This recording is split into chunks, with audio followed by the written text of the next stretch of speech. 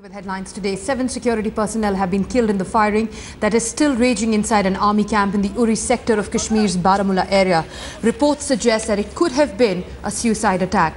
Baramulla goes to vote in the third phase of elections in the valley on the 9th of December. The Prime Minister also, remember, is going to be in Srinagar on Sunday, and the attack comes despite security being at an all-time high in the valley.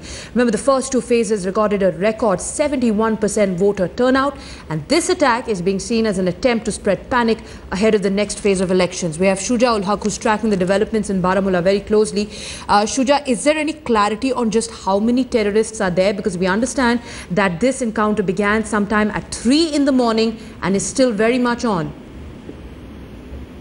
Well, as of now, there is no clarity as to exact number of militants who attack this camp. So far, what we've been told is that 3 bodies have been recovered by the army, and they are suspected to be of these militants. And we are also given to understand that the operation is still on. They are carrying out the search and light as we speak.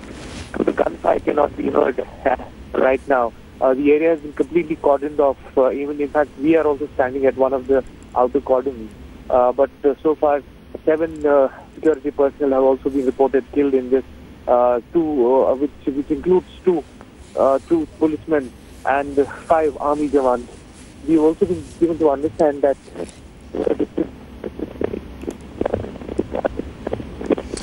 right, we'll try and establish that line with Shuja ul Haq in a short while from now. But Gaurav Sawant is also joining us live from our Delhi newsroom for more on the story. Gaurav, the voters have clearly defied the threats that have been issued. Just 2 days ago, rather 3 days ago, we saw an encounter in Naugam and now here in Baramulla. But what's really a challenging operation for the army is this one, the fact that there is a large stockpile of arms and ammunition in that particular army camp.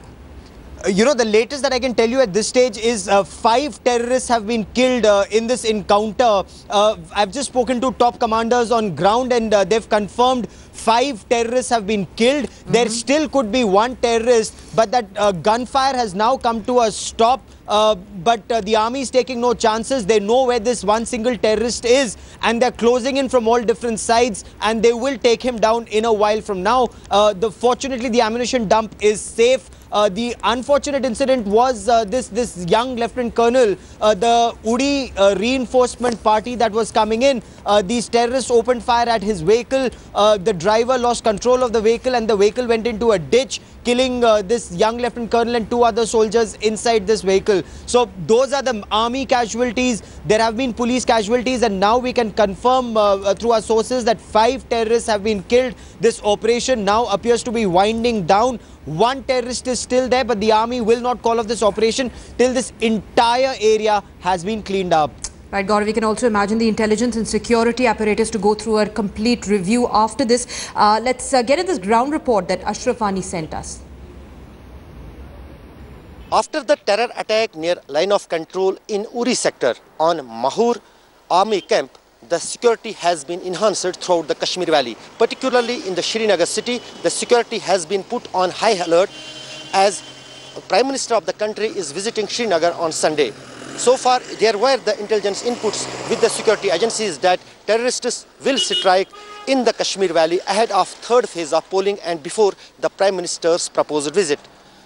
The militants have so far succeeded in 1 strike, but security forces and agencies will not allow to carry them any other terror strike in the valley. That is why the security has been put on high alert across the valley.